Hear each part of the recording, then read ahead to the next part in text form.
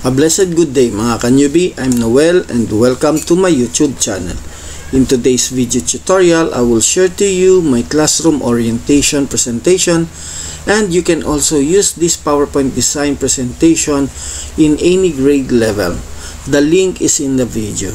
But before we start, if you are new here in my YouTube channel or not yet subscribed, please don't forget to like, subscribe, and hit the bell button icon for updated weekly educational video tutorials. Now, let's start.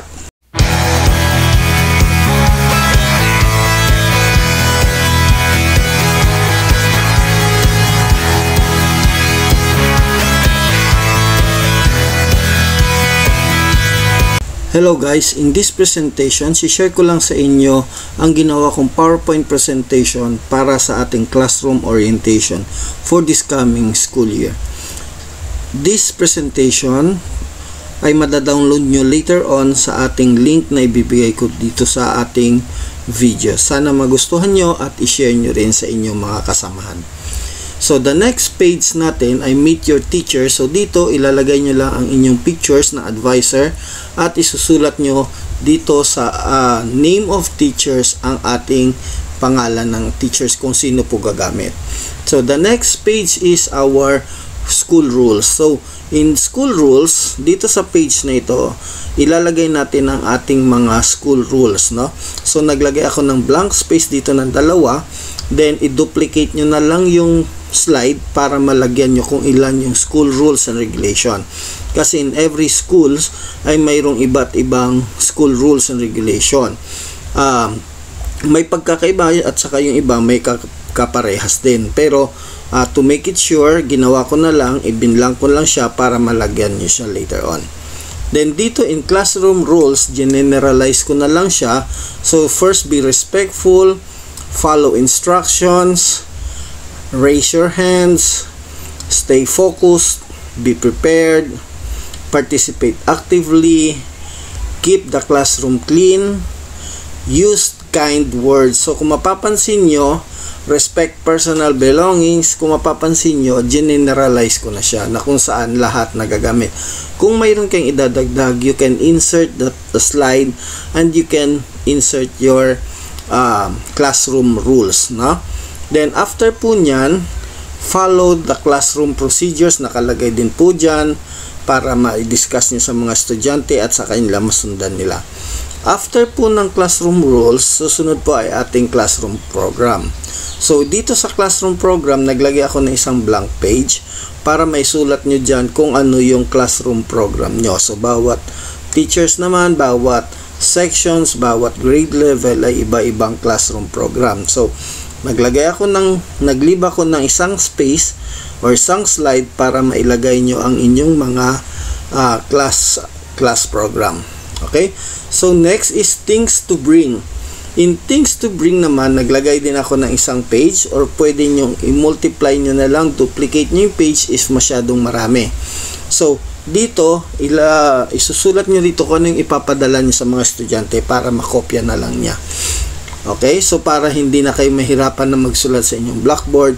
So, using the PowerPoint presentation, nakasulat na dyan lahat, i-type nyo na siya, then every year, pwede nyo na siyang gamitin. No, hindi na kayo paulit-ulit na magsusulat sa inyong blackboard or sa inyong sasabihin sa kanila, at least nandiyan na sa inyong PowerPoint presentation. Then after po nyan, introduction of learners. Dito na papasok yung magpapakilala na yung mga estudyante. And of course, magpapasalamat po kayo dahil sa kanila at pumasok sila sa school nyo. And dito po nagtatapos itong ating PowerPoint presentation. Ganun lang po siya kasimple.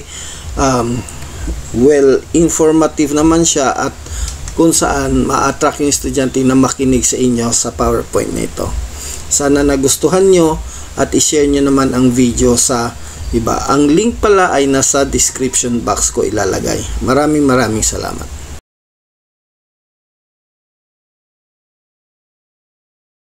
Hello guys, in this presentation, share ko lang sa inyo ang ginawa kong PowerPoint presentation para sa ating classroom orientation for this coming school year. This presentation ay madadownload nyo later on sa ating link na ibibigay ko dito sa ating video. Sana magustuhan nyo at i-share nyo rin sa inyong mga kasamahan.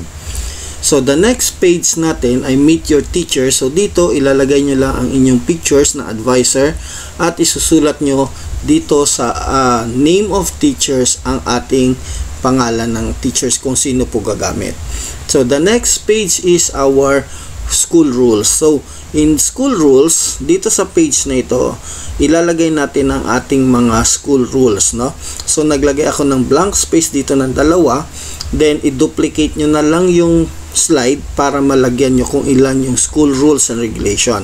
Kasi in every schools ay mayroong iba't ibang school rules and regulation. May pagkakaiba at saka yung iba may kaparehas din. Pero to make it sure, ginawa ko na lang, ibinlang ko lang siya para malagyan nyo siya later on. Then dito in classroom rules, generalize ko na lang siya. So first, be respectful, follow instructions, raise your hands, stay focused, be prepared, participate actively, keep the classroom clean, use kind words. So kung mapapansin nyo, respect personal belongings, kung mapapansin nyo, generalize ko na siya na kung saan lahat nagagamit. Kung mayroon kayong idadagdag, you can insert the slide and you can insert your classroom rules, no? Then after po nyan, follow the classroom procedures, nakalagay din po dyan para ma-discuss nyo sa mga estudyante at sa kanila masundan nila. After po ng classroom rules, susunod po ay ating classroom program. So dito sa classroom program, naglagay ako ng isang blank page para maisulat nyo dyan kung ano yung classroom program nyo. So bawat teachers naman, bawat sections, bawat grade level ay iba-ibang classroom program. So naglib ako ng isang space or isang slide para mailagay nyo ang inyong mga class program. Okay? So next is things to bring. In things to bring naman, naglagay din ako ng isang page or pwede nyo i-multiply nyo na lang, duplicate nyo yung page if masyadong marami. So dito, isusulat nyo dito kung ano yung ipapadala nyo sa mga estudyante para makopya na lang niya.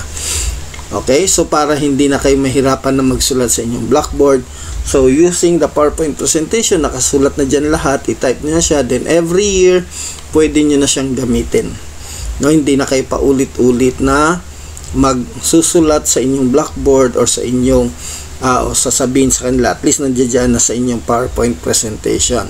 Then after po nyan, introduction of learners. Dito na papasok yung magpapakilala na yung mga estudyante. And of course, magpapasalamat po kayo dahil sa kanila at pumasok sila sa school nyo. And dito po nagtatapos itong ating PowerPoint presentation. Ganun lang po siya kasimple. Well, informative naman siya at kung saan ma-attract yung estudyante na makinig sa inyo sa PowerPoint na ito.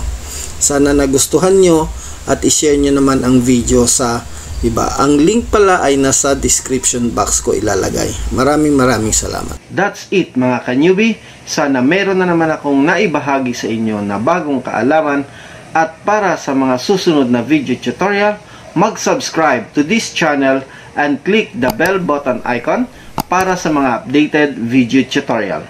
If you have any comment, suggestion, don't hesitate to comment below.